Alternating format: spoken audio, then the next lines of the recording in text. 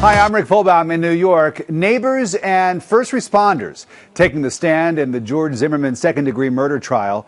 Attorneys asking the witnesses about what happened that night. This is depicting them laying how I was stating earlier. The one on the black top on top and the one on the red and white on bottom.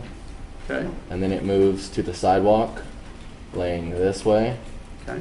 With still the person with the black shirt on top and the red shirt on bottom. Okay, is this now where they're in the straddle position? Correct. With Trayvon Martin on top? Yeah. When they were one on top of the other before Mr. Martin got into the straddle position, that's when it looked to you like George was trying to get up, George Zimmerman was trying to get up? Yes. Okay. And how was he doing that? Well, there's a person on top of him. I didn't think he wanted to stay on the ground. You also asked him what happened. Yes. And he said, this guy was beating me up and I shot him. And I had to defend myself and I shot him. I'm sorry? I was defending myself and I shot him. Did you observe any injuries to the defendant?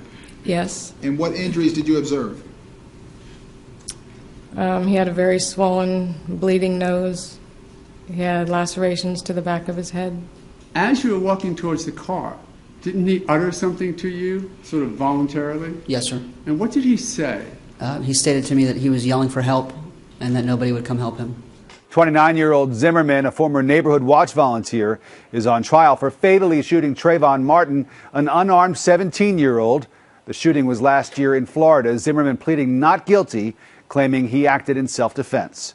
For gavel-to-gavel coverage of the trial, go to foxnews.com/Zimmerman. In New York, I'm Rick Folbaum, Fox News.